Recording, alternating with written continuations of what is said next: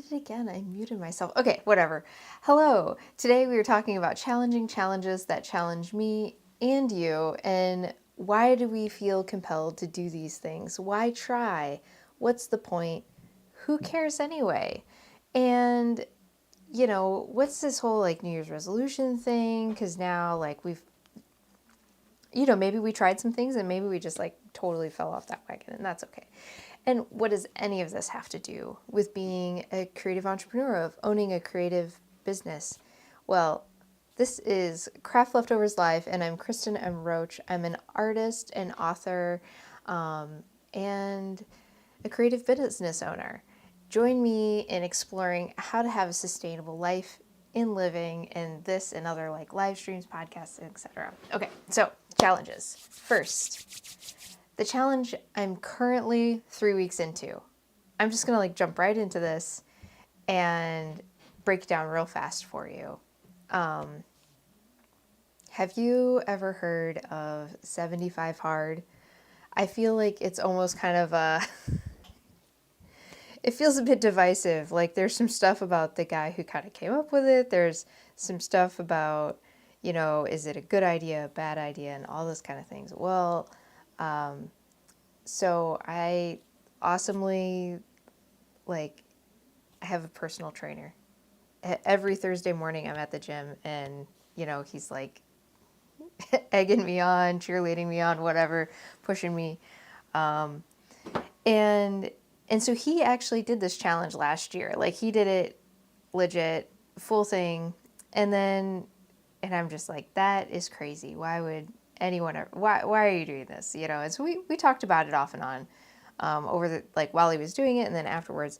And then I was having a pretty tough time in January. I get seasonal depression. I also get what I would like to call post-project depression. Like I had that huge grant project, got it installed at the Neil Smith Wildlife Center, and then it was just like, now what? I mean, there's still lots of work to do with it, but it's like that creative studio, like that intensity was kind of complete.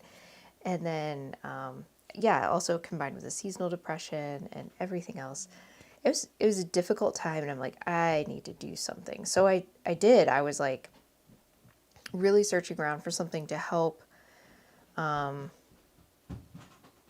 get me back on track. Not just, it was really more about emotional imbalance, like really to get me back on track emotionally. Because work, I was still getting a lot of work done. I was still doing all the things, but I was also having these huge emotional upheavals. I was really struggling with like basic stuff. Like I was getting it done, but simple things were hard, and it's one of those funny things, like I should have more time now. Like why is it harder now than when I was very busy, and like I need something. So I wasn't planning on telling you guys this today, but I always tell people, like, if you're struggling, there's legit professionals you can talk to. So I actually, I did a couple things. One, I started this challenge.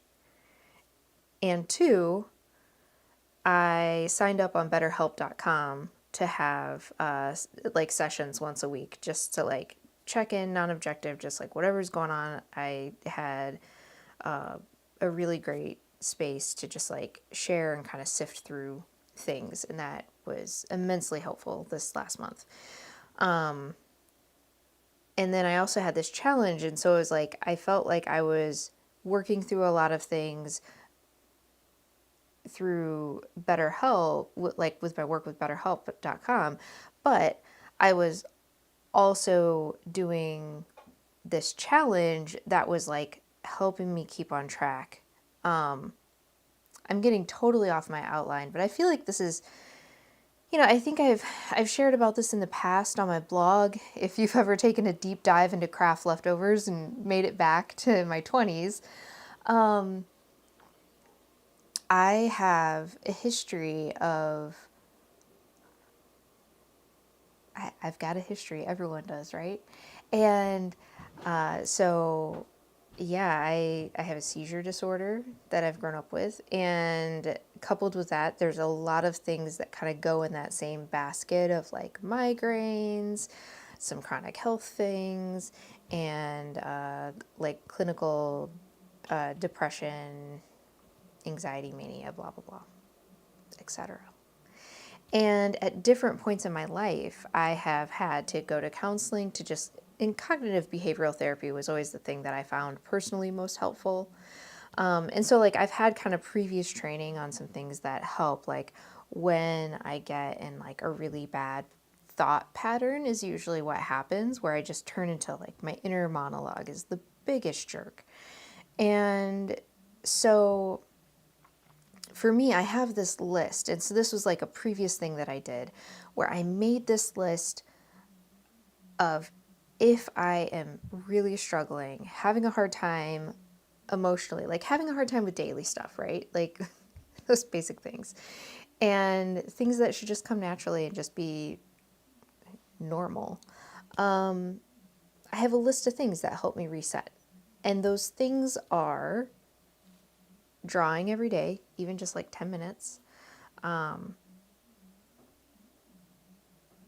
getting my heart rate up. There is truly a runner's high, and there is truly endorphins that get released, and that is immense for my own mental health. So, like, not just like I need to get out and get active. Walking at a brisk pace, going for a nice hike will get me there if I do it for, like, say, an hour, or if I do like a really intense, like, mile run, or if I do a boxing, like a cardio workout or something like that for just a half hour, even, like, that helps so much. And so, like, doing that, making sure to spend a little time every day doing those things, checking in with, what am I eating? Like, it's not so much am I eating too much of any one thing, but are there food groups I'm just wholly missing? And almost always I've like neglected vegetables hard, and that's a thing that leads into, so incorporating vegetables back into my diet. Just making a point to have them on the plate and eat them with every meal. So again, like, it's not like, it's not,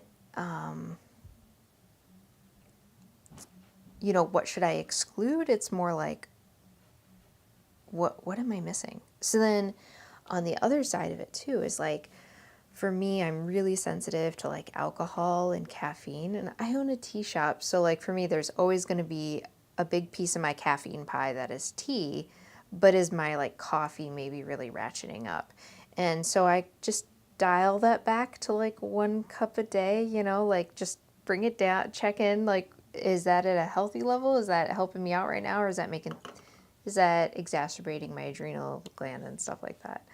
And then there's kind of like some other things too. Like, I love reading books. I love discovery and indulging in my curiosity about things. So for me, reading regularly, in particular nonfiction, is really important. And then the other thing with my own personal like body is, if I don't drink enough water, I get migraines. And so like, even though I drink a lot of tea, it's still caffeinated, and so it's kind of, so caffeine works on your body in a whole bunch of ways, but it actually, like, it's not that it's a net negative, like, it's not making you dehydrated, but it's maybe not as hydrating as just pure water. And so for me, I just wanted to incorporate, like, just start drinking some more water, and that almost always makes me feel better. So I have this list of things. Oh, and then keeping the house clean. That's always a big one. If I'm feeling like garbage, legit making sure to do the dishes, making sure to like make progress on tidying up and decluttering. Super helpful. Like, I can't stress that enough, like how much better that makes me feel when the house is clean. So, and all these things are usually the first things to kind of get off kilter when I have a very heavy project load. During the holiday season is a time that all this goes a little askew. Oh, and I kind of mentioned alcohol, and so like, I'm really sensitive to alcohol consumption. It just messes with my hormones, it messes with my sleep, And sometimes it's fun to indulge for a special occasion, but I find like it kind of creeps in, kind of like it's like, well, it's like the coffee thing. It's like it goes from just being like, oh, a nice cup of coffee in the morning that I enjoy to like, give me some more coffee because I can't cope without it. And like that doesn't make me feel good. Like, so just backing that off, and then yeah, so like all of these things are on my list of like stuff that makes me feel good and helps bring me up out of a depression. So it's a list that I worked on in my 20s, actually, and has helped me repetitively over many years. And so if you're familiar with 75 Hard, you can see how a lot of these daily things that make me feel good and help me to have like a very healthy mindset are also in line with kind of what 75 Hard is. But the thing is like I have zero interest in doing 2 workouts a day. I would much rather spend that second 45-minute block working on things that really help me feel good, like decluttering, drawing, working on my mindset, and that kind of thing. And so going kind of back to my notes and actually getting back on track here is, have you ever heard of 75 Hard? Basically, it's hard, and it's really not for me, because it doesn't line up with my body, my emotions, or my goals. And so, I'm kind of looking at doing my daily things better, not necessarily perfect. And for me, I just really want to have intentional activity every day because my brain just functions a lot better on that. And one of the things about 75 Hard was taking a picture of yourself every day. And I would say anybody who's familiar with disordered eating or having a history of disordered eating in their life or in their family, that is just like a hard no for me. Like, that can be super empowering for some people, but for me, I'm just like, nope. And then if you miss, you have to start over. And that's like super counterintuitive to what has been working for me really well with like the Fly Ladies mantra. If you haven't heard of Fly Lady, because you're not old like I am, go check out flylady.net. Oh my gosh, this woman, she's amazing and has been a huge inspiration to so many people. And her whole thing is like, you are not behind. Like, jump in where you are. And that is really working for me. Like, that is a super healthy mindset to have. Because I feel like I'm always behind. And so like, I'm like, I'm not behind. I just jump in where I am. And, the other thing is like,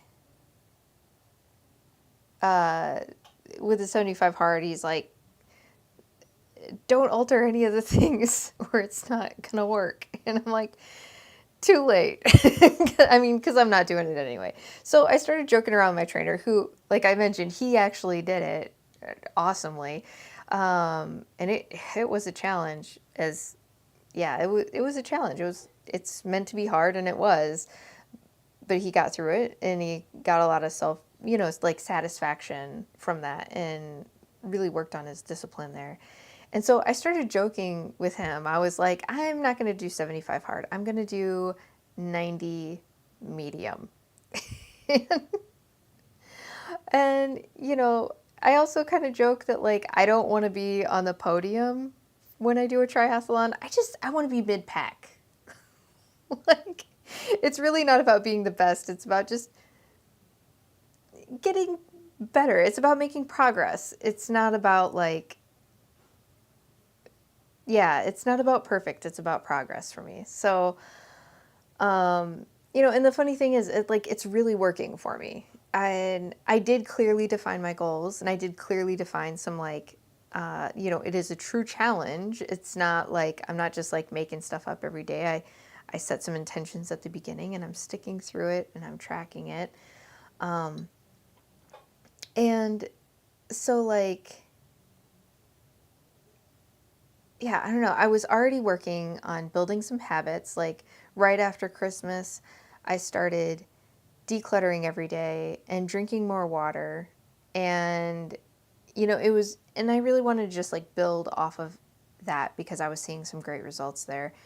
And I also happened to be listening to Mel Robbins' podcast, and she mentioned that she was doing 75 hard, and she mentioned she even said, like, this is not actually what science says is a good way to build a habit because, like, the whole, you know, if you miss, you're done. She's like, you should just keep going. Like, if you miss, that's okay, just keep going. But, that's the role of the challenge. Anyway, so I already kind of covered the like when do I feel my best physically and emotionally? Like I said, that checklist of things. And so I kind of started wondering, like, instead of only turning to that checklist when I was at the bottom, when I was legit in a depression and really struggling, what would happen if I just turned to that list every day? And like, would that actually help balance me out year round? And, in previous times in my life when I was what I would consider like very well balanced, like I was doing these things. Like I think back to the summer where I was going outside and I was biking a lot and I was sketching and painting every morning in the backyard. And I was just naturally drinking a lot of water.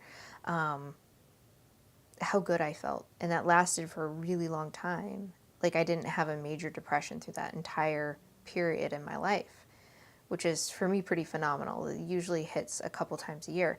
So like, what would happen?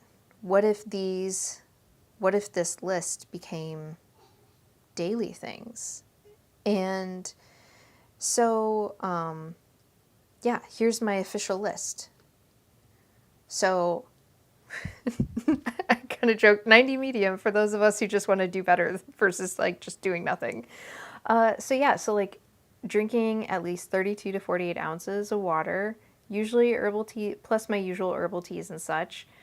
I am going to do no alcohol for 90 days, and then I'm going to evaluate how I want to bring that back into my life, or if I want to bring that back into my life.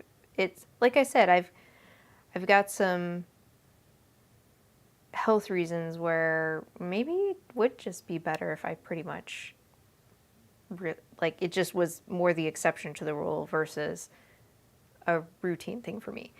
Eat veggies with every meal, and like read 10 pages of, I say like constructive nonfiction daily, because like there's a lot of nonfiction out there that honestly will just put me emotionally in the dumps, so I'm steering clear of that. And then 30 to 60 minutes of like intentional exercise. So like if I'm doing something more low intensity, like walking or hiking, or yoga, I'll go for a full 60 minutes.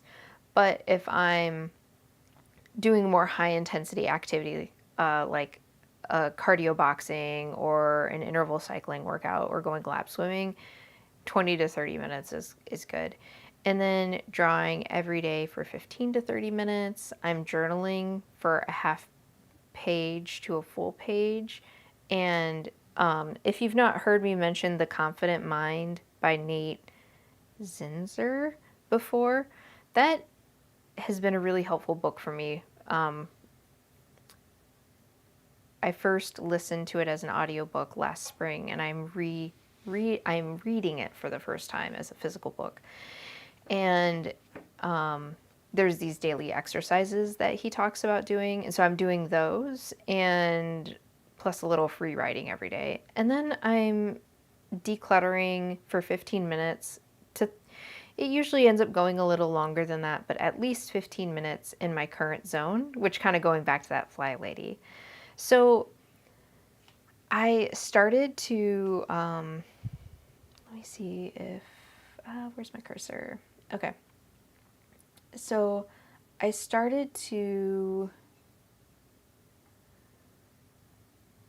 kind of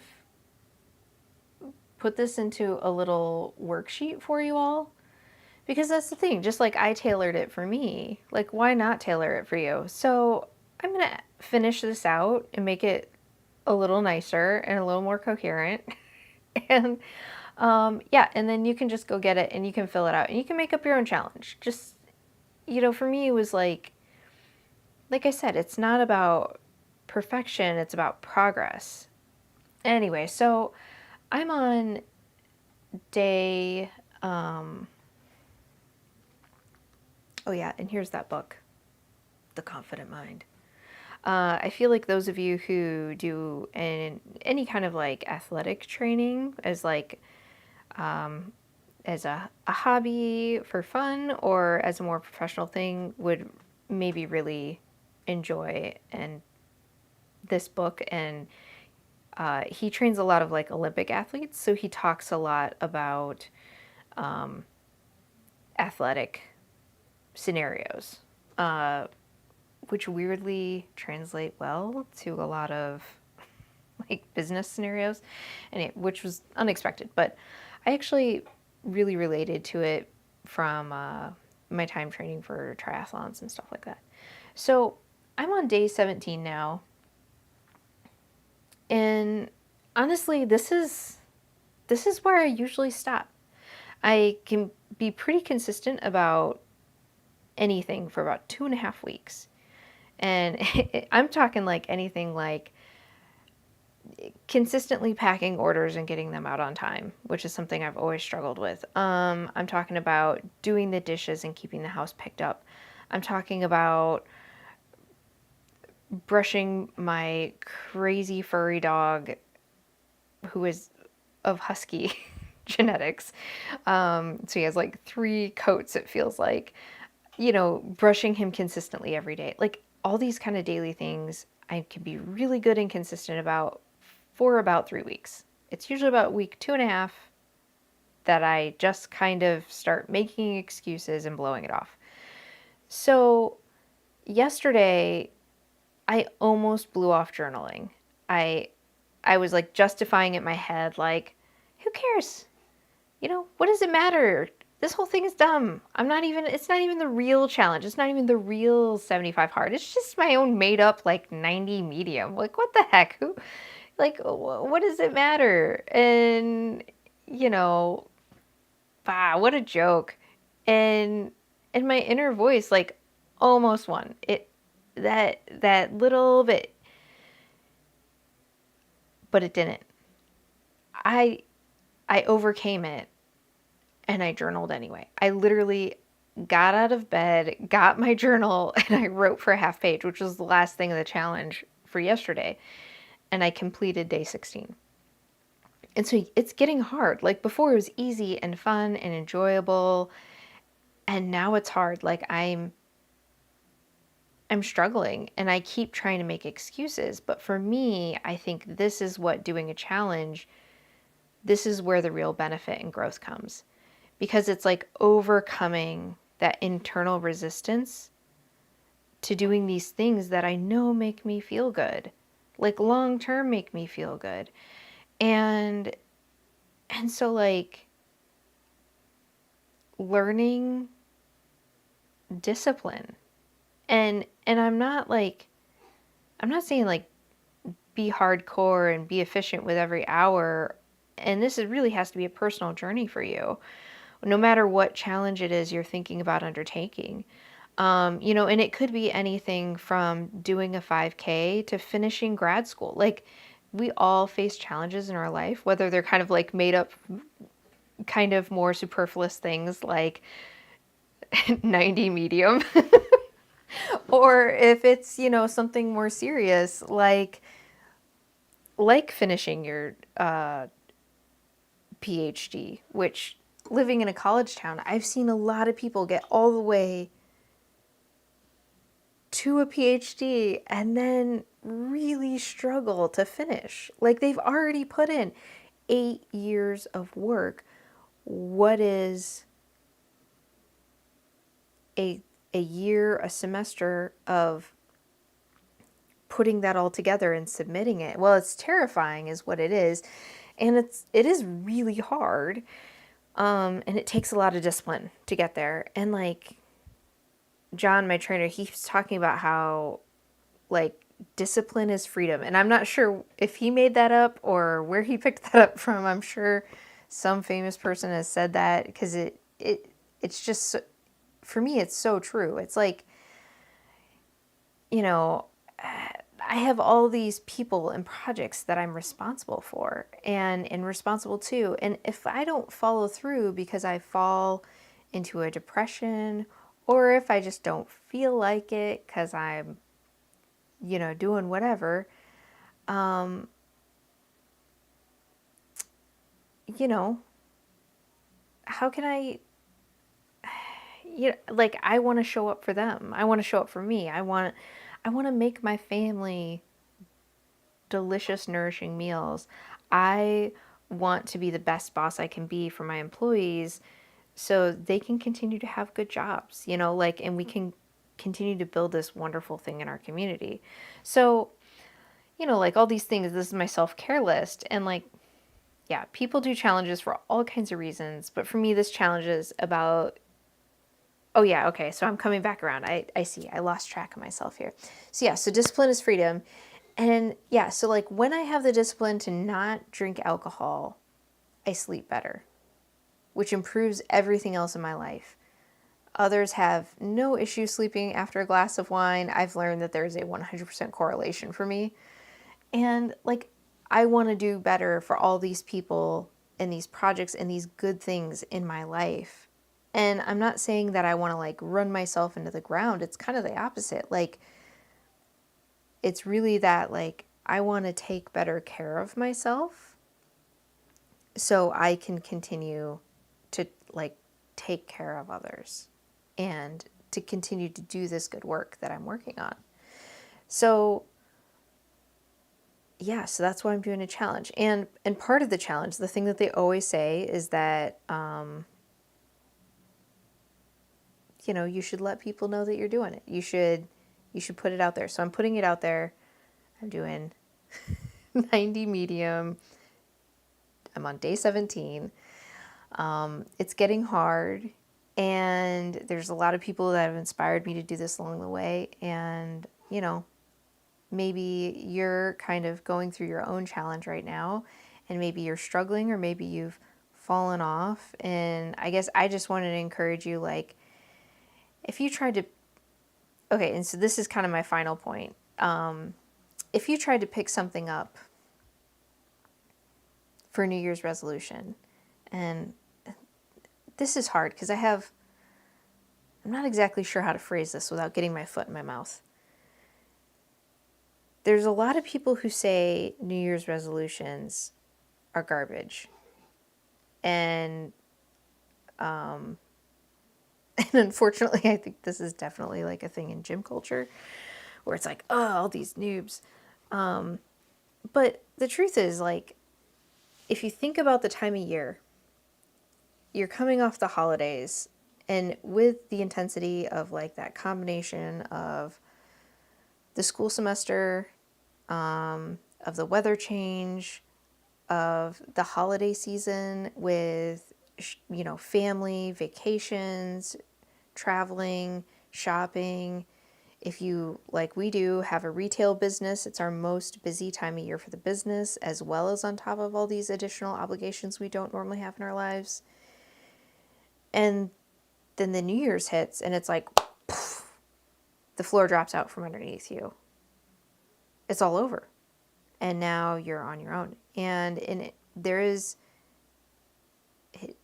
seems like a lot of us, for the holidays, it brings up a lot of hard memories, a lot of grief. We think about people we've lost in our lives, and it's hard. There's a lot of fondness and love there maybe, but there's also maybe some pain and hurt, and just sadness.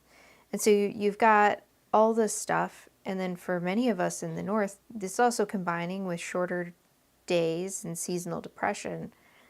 So January can be a really hard month. And so like, I'm A-okay with New Year's resolutions. And I think if you want to do something to try to make yourself feel better about you, or like if you want to try something new, like a new habit, a new lifestyle pattern, whatever you want to call it, like I say go for it. And like, just, like it's such a personal thing, but like just go for it. And so if you're like me too, and you hit that 2.5 week mark and things get really hard and you're feeling a lot of regret because you stopped doing the thing you said you were going to do, and you're like, oh, well, this year's just going to be like last year and all that kind of thing. Well, I'm going to take a page out of the Fly Lady's book and like just jump in where you are. Like if it's something you truly want to change, if it's something where an area you truly want to grow into, like if you truly want to be the kind of person who draws every day or takes a walk every day or takes a walk once a week, whatever the thing is, learn a new instrument, learn a new language, whatever the thing, just jump back in where you are, because like that you're trying, that you're making the attempt, that's huge. That's brave, and it takes courage, and it takes a lot of